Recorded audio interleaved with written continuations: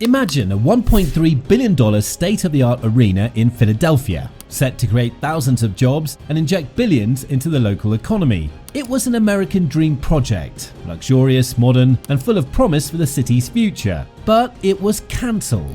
Why? Because the residents of Chinatown, fearing gentrification and claiming it wasn't inclusive enough, blocked it. Now, instead of a thriving downtown, Philly stuck with the same old underdeveloped streets. Was this a win for preserving community, or did Chinatown just rob the city of its shot at progress? So, let's discuss it in today's episode of Built Up.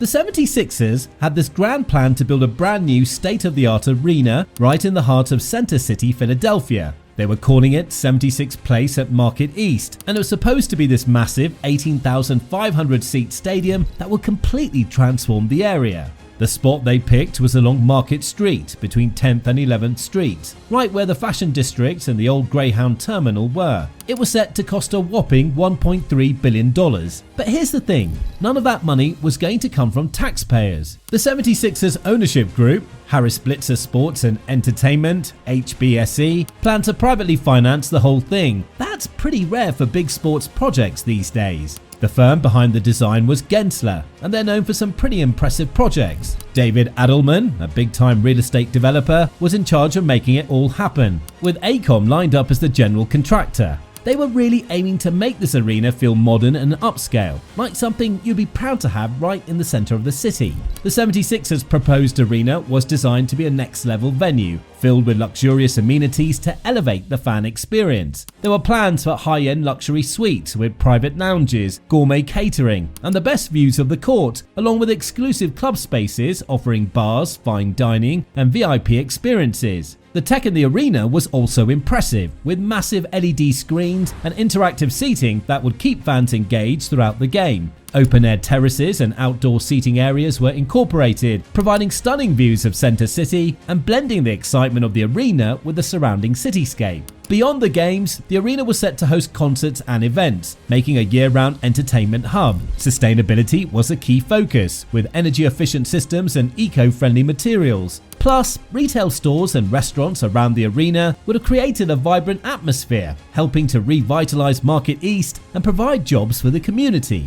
The whole idea was that the arena would not only be a new home for the Sixers, but also a major economic boost for the area. Think about it. Jobs during construction, jobs after construction, and a ton of people pouring into the area for games and events, eating at local restaurants, staying at nearby hotels, and just generally spending money. The city was banking on that energy to help revitalize Market East. Plus, HBSE pledged $60 million to community benefits, which would support everything from local schools to minority-owned businesses. But here's where things got complicated. The location was super close to Chinatown, and a lot of folks there were worried that it would drive up rents, push people out, and erase some of the community's cultural identity. Protests started propping up. Some even turned chaotic at city council meetings. There was a real divide between those who saw the arena as a golden opportunity and those who saw it as a threat. Now, before we move on to the next section, please don't forget to subscribe if you like the video so far. The 76ers' plan to build a $1.3 billion arena right next to Chinatown stirred up a lot of controversy. From day one, residents and activists spoke out, saying the project wasn't inclusive enough and would end up pushing out long-time businesses and residents by driving up rent and property values. People were worried about the noise and traffic from an 18,500-seat stadium would disrupt everyday life and make it harder for local shops and restaurants to survive. The protests started almost immediately. In September 2024, hundreds of people marched through Center City in Chinatown, making it clear they didn't want the arena anywhere near their neighborhood. Then things really escalated in December, when protesters interrupted a city council meeting with chants of "shut it down." Some even got arrested for refusing to leave. Despite the backlash, the city council approved the plan later that month. But just a few weeks after that, in January 2025, the 76ers gave up on the project. They'd announced they'd stick with a sports complex in South Philly instead, partnering up with Comcast Spectacor. But while Chinatown celebrated what they saw as a victory, the decision might have some real drawbacks. That arena was expected to generate almost $2 billion in revenue, create 700 jobs, and bring in around $390 million in new tax revenue. That kind of money could have helped fund public services and give the city a much-needed economic boost. Plus, the area around Market East would have likely seen a wave of new investment and tourism, making it a more attractive spot in the long run. By shutting down the project, the community might have missed out on an opportunity to revitalize the neighborhood and bring in a lot of positive change. Yes, it's understandable that people were worried about displacement and losing the neighborhood's identity, but turning down this chance also means saying no to jobs, growth, and some serious money that could have lifted the whole city.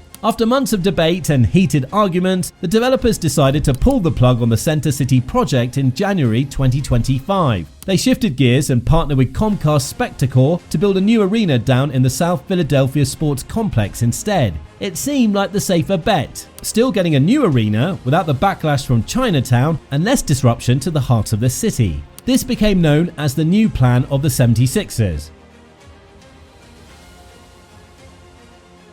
Now, after all the chaos and controversy over building an arena near Chinatown, the 76ers finally decided to scrap that plan altogether. It just wasn't worth the relentless pushback from the community and the risk of damaging the team's reputation.